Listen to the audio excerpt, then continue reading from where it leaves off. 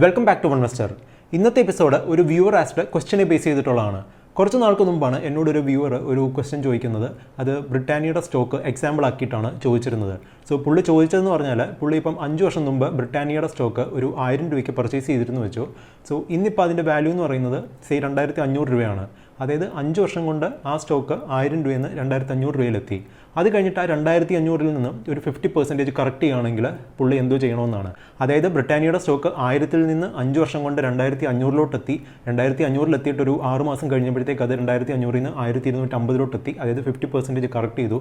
അപ്പോൾ പുള്ളി അത് എക്സിറ്റ് ചെയ്യണോ വേണ്ടായോ, ഇനിയും എക്സിറ്റ് ചെയ്യുവാണെങ്കിൽ പുള്ളിയുടെ ലോങ് ടേം ഗോളിന് എന്താണ് അവിടെ സംഭവിക്കുന്നതെന്നാണ് പുള്ളിക്ക് അറിയേണ്ടിയിരുന്നത്. ബേസിക്കലി ആ ചോദ്യം കൊണ്ട് ഒരാൾ ഉദ്ദേശിക്കുന്നത് എന്താണെന്ന് ചോദിച്ചാൽ ഒരു സ്റ്റോക്ക് വാങ്ങിച്ചിട്ട് അത് എപ്പോഴാണ് എക്സിറ്റ് ചെയ്യേണ്ടതെന്നുള്ളതാണ്. സോ ഇന്നത്തെ എപ്പിസോഡിൽ നമ്മളൊരു സ്റ്റോക്ക് പർച്ചേസ് ചെയ്ത് കഴിഞ്ഞിട്ട് അത് എപ്പോഴാണ് എക്സിറ്റ് ചെയ്യേണ്ടതെന്നാണ് ഞാൻ പറയാൻ പോകുന്നത്. ഒരാൾ ഒരു സ്റ്റോക്ക് പർച്ചേസ് ചെയ്തിട്ട് അത് എപ്പോഴാണ് എക്സിറ്റ് ചെയ്യേണ്ടതെന്ന് ചോദിച്ചാൽ അതൊരു ട്രിക്കി ക്വസ്റ്റ്യൻ ആണ്.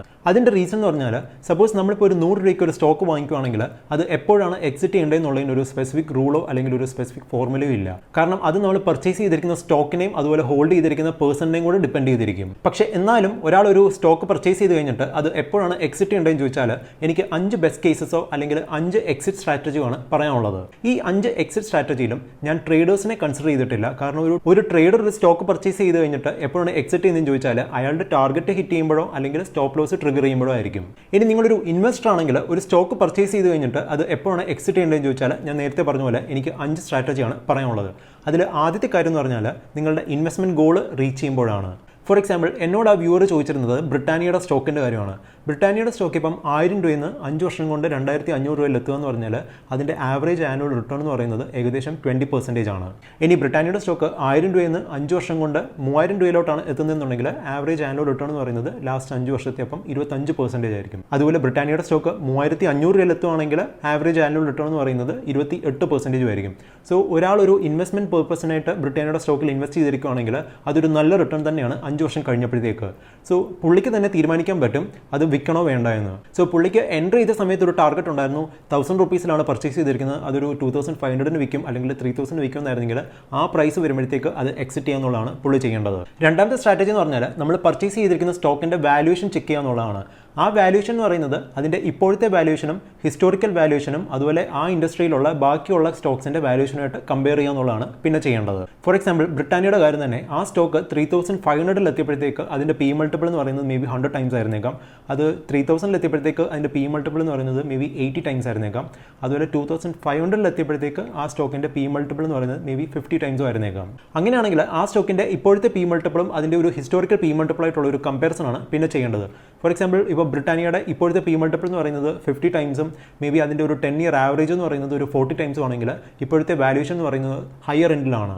പക്ഷേ അപ്പോഴും ചെയ്യേണ്ട വേറൊരു കാര്യം എന്ന് പറഞ്ഞാൽ ആ സെക്ടറിലുള്ള ബാക്കിയുള്ള കമ്പനീസിൻ്റെ വാല്യൂഷൻ കൂടെ ചെക്ക് ചെയ്യണമെന്നുള്ളതാണ്. ആ സ്റ്റോക്കിൻ്റെ സെക്ടറിലുള്ള മറ്റുള്ള കമ്പനീസിൻ്റെ വാല്യൂഷൻ എന്ന് പറയുന്നതും ഈ പറയുന്ന 10 ഇയർ ആവറേജിനേക്കാൾ ഒത്തിരി കൂടുതലാണെന്നുണ്ടെങ്കിൽ മേ ബി ആ സ്റ്റോക്കും അതുപോലെ ആ ഇൻഡസ്ട്രിയും ഒരു ഗ്രോത്ത് ഫേസിലായിരിക്കാം. അങ്ങനെയാണെങ്കിൽ ഇപ്പോഴത്തെ വാല്യൂഷൻ മേ ബി ജസ്റ്റിഫൈ ചെയ്യാൻ പറ്റുമായിരിക്കും. അത് എഗെയിൻ കണ്ടുപിടിക്കണമെന്നുണ്ടെങ്കിൽ ആ സ്റ്റോക്കിൻ്റെ ഫൈനാൻഷ്യൽ റിസൾട്ട്സ് ചെക്ക് ചെയ്താൽ മതി. സോ ഓരോ വർഷത്തെയും പ്രോഫിറ്റും റവന്യൂ ഗ്രോത്തും ചെക്ക് ചെയ്യുകയാണെങ്കിൽ ഈ പറയുന്ന ഒരു ഗ്രോത്ത് ഉണ്ടോ എന്നുള്ളത് അത് നോക്കുമ്പോൾ നമുക്ക് മനസ്സിലാക്കാൻ പറ്റും. ഫോർ എക്സാമ്പിൾ 2007 ആപ്പിളിൻ്റെ സ്റ്റോക്കിൻ്റെ ഒരു last 10 year average P multiple എന്ന് പറയുന്നത് മേ ബി 10 ആയിരുന്നേക്കാം. പക്ഷേ 2007 ആപ്പിൾ ഐഫോൺ റിലീസ് ചെയ്തത്. പക്ഷേ അത് കഴിഞ്ഞൊരു 5 വർഷം കഴിഞ്ഞപ്പോഴത്തേക്ക് ആപ്പിളിൻ്റെ പി മൾട്ടിപ്പിൾ എന്ന് പറയുന്നത് മേ ബി 20 or 25 ആയിരുന്നേക്കാം. പക്ഷേ അതിനർത്ഥം ആ സ്റ്റോക്ക് എക്സ്പെൻസീവ് ആണെന്നോ അല്ലെങ്കിൽ ആപ്പിളിൻ്റെ വാല്യൂഷൻ ഒത്തിരി ഹയർ ആണെന്നുള്ളതല്ല. കാരണം ഐഫോൺ റിലീസ് ചെയ്ത് കഴിഞ്ഞ് ഒരു 5 വർഷം കഴിഞ്ഞപ്പോഴത്തേക്ക് ആപ്പിളിൻ്റെ ടോട്ടൽ റവന്യൂവിൻ്റെ 60-70% റവന്യൂ വന്നുകൊണ്ടിരുന്നത് പിന്നെ ഐഫോണുകളിൽ നിന്നാണ്. അതുകൊണ്ട് തന്നെ ആ സ്റ്റോക്കിൻ്റെ പി മൾട്ടിപ്പിൾ 15 നിന്ന് 25 എത്തിയെന്ന് പറഞ്ഞപ്പോഴത്തേക്ക് അത് എക്സ്പെൻസീവ് ആണെന്ന് പറയാൻ പറ്റത്തില്ല. കാരണം അവരുടെ പ്രോഫിറ്റ് ഗ്രോത്ത് എന്ന് പറയുന്നത് 30-60% പിന്നെ വളർന്നത്. ഇനി നമ്മൾ പർച്ചേസ് ചെയ്തിരിക്കുന്ന ഒരു സ്റ്റോക്ക് എക്സിറ്റ് ചെയ്യാനായിട്ടുള്ള ഒരു മൂന്നാമത്തെ റീസൺ അല്ലെങ്കിൽ ഒരു മൂന്നാമത്തെ കേസ് എന്ന് പറഞ്ഞാൽ അതിൻ്റെ മാനേജ്മെൻ്റ് ആണ്. നമ്മൾ പർച്ചേസ് ചെയ്തിരിക്കുന്ന സ്റ്റോക്കിൻ്റെ മാനേജ്മെൻറ്റിന് എന്തെങ്കിലും തരത്തിലുള്ള പ്രശ്നം ഉണ്ടെന്ന് കാണുകയാണെങ്കിൽ ആ സ്റ്റോക്ക് എക്സിറ്റ് ചെയ്യുന്നതായിരിക്കും നല്ലത്. അതിൻ്റെ കുറച്ച് എക്സാമ്പിൾസ് ആണ് DHFലും യെസ് ബാങ്ക് ഒക്കെ. അതുപോലെ ഞാൻ എൻ്റെ ഫസ്റ്റ് എപ്പിസോഡായ 17 ലെസൺസ് ഫ്രം 17 സ്റ്റോക്സ് എന്ന് പറഞ്ഞാൽ എൻ്റെ ഫസ്റ്റ് വീഡിയോയ്ക്ക് തന്നെ ഞാൻ പറഞ്ഞിട്ടുണ്ടായിരുന്നു ഞാൻ പൊളാരിസ് സോഫ്റ്റ്വെയർ എന്ന് പറഞ്ഞ കമ്പനിയിൽ നിന്ന് എക്സിറ്റ് ചെയ്തത് അതിൻ്റെ മാനേജ്മെൻറ്റ് കാരണമാണെന്ന്. ആ കമ്പനി നെഗറ്റീവ് റിസൾട്ട് അനൗൺസ് ചെയ്യുന്നതിന് മുമ്പ് തന്നെ ആ സ്റ്റോക്ക് താഴാൻ തുടങ്ങിയിരുന്നു. അതായത് കുറച്ച് ആൾക്കാർക്ക് നേരത്തെ അറിയായിരുന്നു അതിൻ്റെ റിസൾട്ട് എന്നുള്ളതാണ്. അതെന്ന് പറയുന്ന ഒരു നെഗറ്റീവ് സിഗ്നലാണ്. മാത്രമല്ല ആ കമ്പനിയുടെ ഫൗണ്ടറായ അരുൺ ജെയിനെതിരെ സെബി ഓൾറെഡി ആക്ഷൻ എടുത്തിട്ടുണ്ടായിരുന്നു 2000 അറൗണ്ട് ഇൻസൈഡർ ട്രേഡിങ്ങിന്. സോ അങ്ങനെ എന്തെങ്കിലും ഒരു പ്രശ്നം നമ്മൾ പർച്ചേസ് ചെയ്തിരിക്കുന്ന സ്റ്റോക്കിനുണ്ടെന്നുണ്ടെങ്കിൽ അത് എക്സിറ്റ് ചെയ്യുന്നതായിരിക്കും നല്ലത്. ഇനി നാലാമത്തെ കേസ് എന്ന് പറഞ്ഞാൽ അത് തികച്ചും ആ ഇൻവെസ്റ്ററിനെ തന്നെ ഡിപ്പെൻഡ് ചെയ്തിട്ടുള്ളതാണ്. ഫോർ എക്സാമ്പിൾ വാരൻ ബഫറ്റ് കൊക്കക്കോളയുടെ സ്റ്റോക്ക് ആദ്യമായിട്ട് വാങ്ങിക്കുന്നത് 30 വർഷം മുമ്പാണ്. 88 വാരൻ ബഫറ്റ് ആദ്യമായിട്ട് കൊക്കക്കോളയിൽ ഇൻവെസ്റ്റ് ചെയ്യുന്നത്. അത് ഇന്നും വാരൻ ബഫറ്റ് ഹോൾഡ് ചെയ്യുന്നുണ്ട്, അത് എക്സിറ്റ് ചെയ്യാതെ. അതിൻ്റെ റീസൺ എന്ന് പറഞ്ഞാൽ അത് തികച്ചും പേഴ്സണൽ ആകാനാണ് ചാൻസ്. കാരണം വാരൻ ബഫറ്റിന് കൊക്കക്കോള എന്ന് പറഞ്ഞ ബ്രാൻഡ് പേഴ്സണലി ഭയങ്കര ഇഷ്ടമാണ്. അയാൾ ഇന്നും ഓരോ ദിവസവും 4-5 ക്യാൻ കൊക്കക്കോള കുടിക്കുന്നുണ്ട്. മാത്രമല്ല ആ സ്റ്റോക്ക് നല്ലൊരു ഡിവിഡൻഡ് തരുന്നുണ്ട്. ഇനി ബിസിനസ് നോക്കുകയാണെങ്കിലും ഇന്നും കൊക്കക്കോള എന്ന് പറയുന്നത് ഒരു സ്ട്രോങ് ബ്രാൻഡാണ്, അതുപോലെ സ്ട്രോങ് ബിസിനസ്സാണ് അവർക്കുള്ളത്. പക്ഷേ കൊക്കക്കോളയുടെ സ്റ്റോക്ക് പ്രൈസ് ലാസ്റ്റ് 10-15 ഇയേഴ്സ് ആയിട്ട് വലിയ മൂവ്മെൻ്റ് ഇല്ല. എന്നിട്ടും വാരൻ ബഫറ്റ് അത് ഹോൾഡ് ചെയ്യുന്നുണ്ട്. അതുപോലെ തന്നെയാണ് രാകേഷ് ജുൻജുൻവാലയ്ക്ക് ടൈറ്റനിലും ലൂപ്പിനും ഉള്ള സ്റ്റേക്ക് എന്ന് പറയുന്നത്. ടൈറ്റൻ എന്ന് പറയുന്നത് ഇപ്പോഴും സ്ട്രോങ് ആയിട്ടുള്ള ഒരു ബ്രാൻഡും അതുപോലെ സ്ട്രോങ് ആയിട്ടുള്ള ഒരു ബിസിനസ്സുമാണ്. പക്ഷേ ലൂപ്പിൻ എന്ന് പറയുന്നത് ലാസ്റ്റ് 5 ഇയേഴ്സ് ആയിട്ട് വലിയ റിട്ടേൺ ഇല്ല, പക്ഷേ എന്നിട്ടും പുള്ളി അത് ഹോൾഡ് ചെയ്യുന്നുണ്ട്.